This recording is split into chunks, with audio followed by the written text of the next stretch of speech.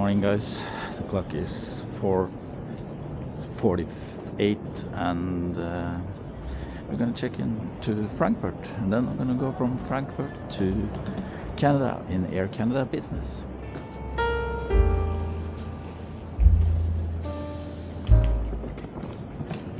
As I was saying, we're going to Canada, and more closely we're going from Frankfurt to Montreal in Air Canada business class.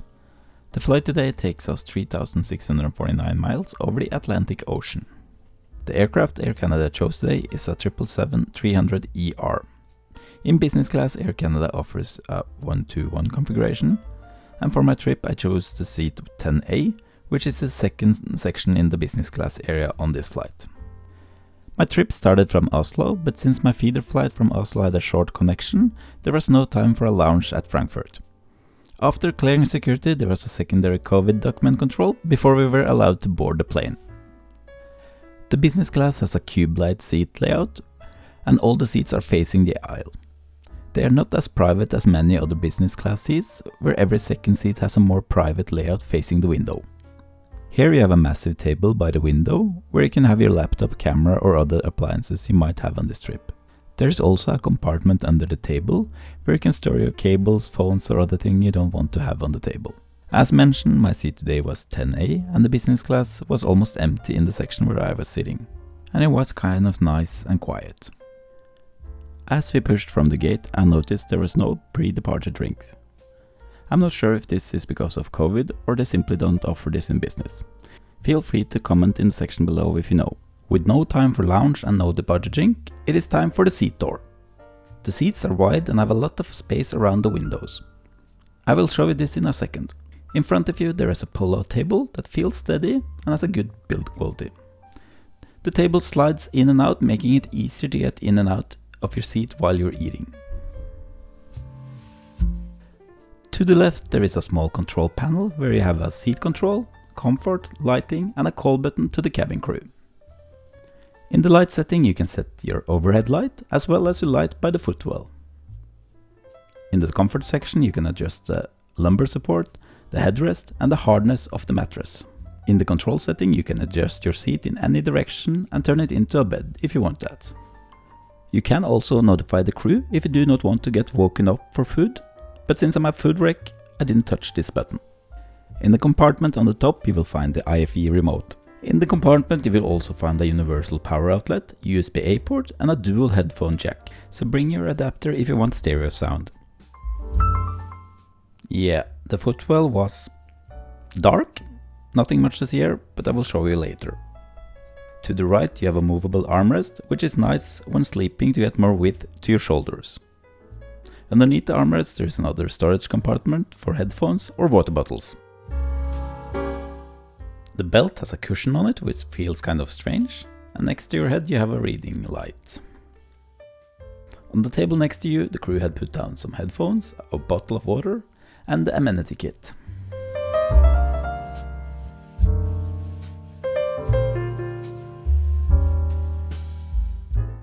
The screen in front of you is 18-inch and it's touchable.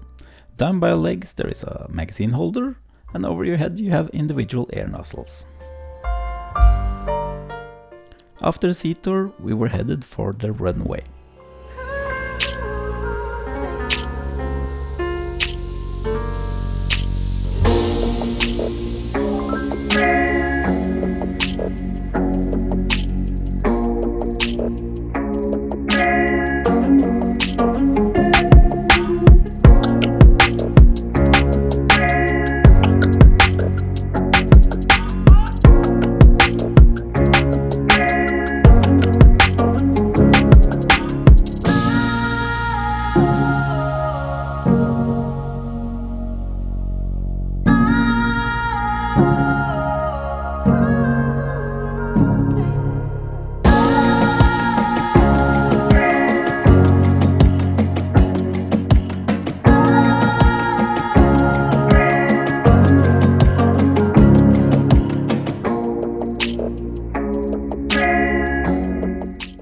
After we reached the cruising altitude, it was time for the amenity kit.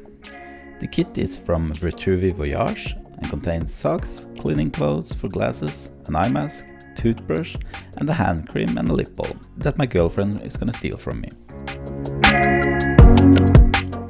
The crew handed out menus and wine lists before departure. For the appetizer there was a smoked salmon with quinoa salad and some fresh bread. For the main we could choose between 4 different options, beef, chicken, salmon or pasta. I chose the beef. For dessert it was cheese, fruit and a chocolate crumble cake. The food tasted nice, the salmon was fresh and had a lot of flavor to it combined with mustard and mayonnaise.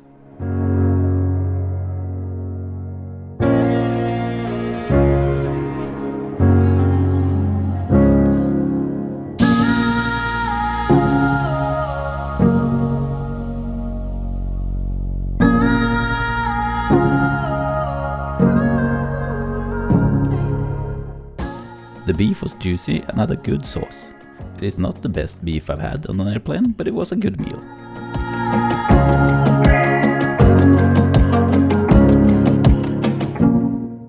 Together with the beef I chose an Argentine wine, which was nice to the meat. I didn't go for the cheese, but the chocolate crumble cake. The cake was a little bit dry, but had a good chocolate flavor. All in all, a decent 3-course meal to start this flight.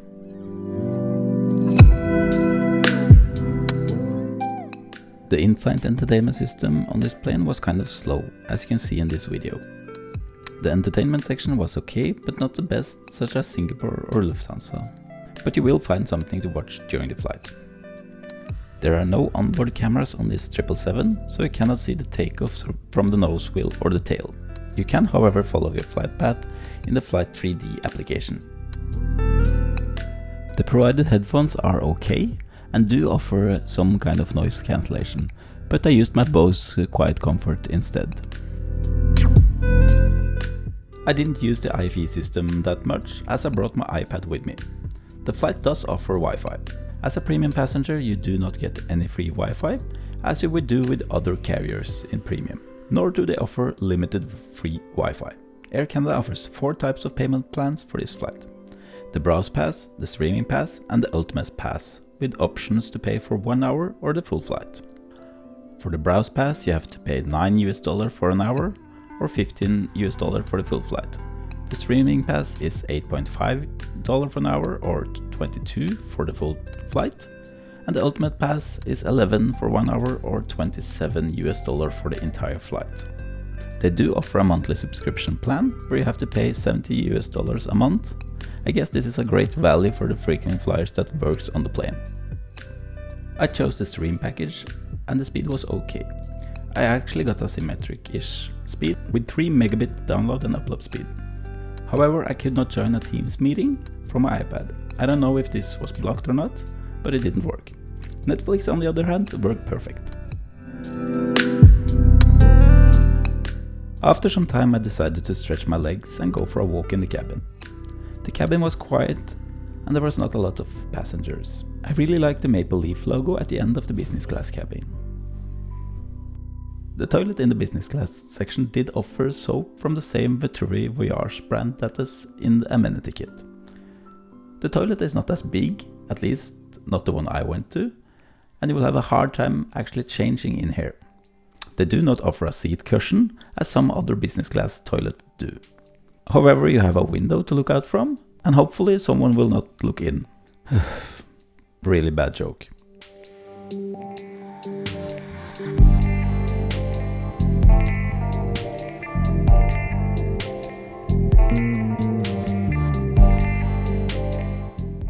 As I came out of the toilet, I decided to make my bed. The bed was nice and soft, but the cabin temperature was a little bit too high. The belt can be a little bit uncomfortable as there is a big cushion on it. If you have big hips, you are not able to lay on your side. The table in front of you will hit your hip, making it very uncomfortable. There is also an armrest on the left side that cannot be moved, so if you have big shoulders, it can be annoying.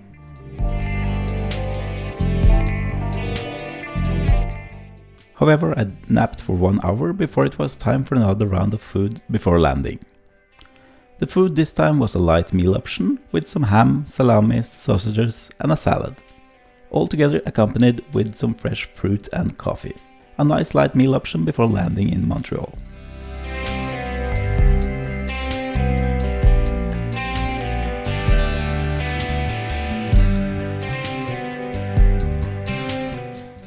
I will try to summarize this experience. Air Canada offers a decent business class product. The seats and configuration is nice, with a lot of space by the windows to store your belongings. You can have your PC on the side while eating. The seats feels kind of private, even though they are facing the aisle. The bed is nice and comfy, but the armrest on the left hand side can be annoying. And there is almost no possibility to sleep on your side if you prefer this. The Wi-Fi has a decent speed, but they do not offer free Wi-Fi in the business class. The service on this flight was mediocre. There were no pre-departure drinks, and the service overall was slow, even though there was almost no people in the cabin. Sometimes the premium economy section got food before the business class. The staff was a little bit grumpy and not as nice as you expect in any business class. The food experience was tasty and was a pleasant experience. The beef was not soggy and the sauce was really nice. Overall, a summary of the experience, I will give these ratings. The seat, 7 out of 10. The service, 6 out of 10. The food, 7 out of 10. And overall experience, 7 out of 10. I hope you enjoyed this video, and until next time, have a safe flight.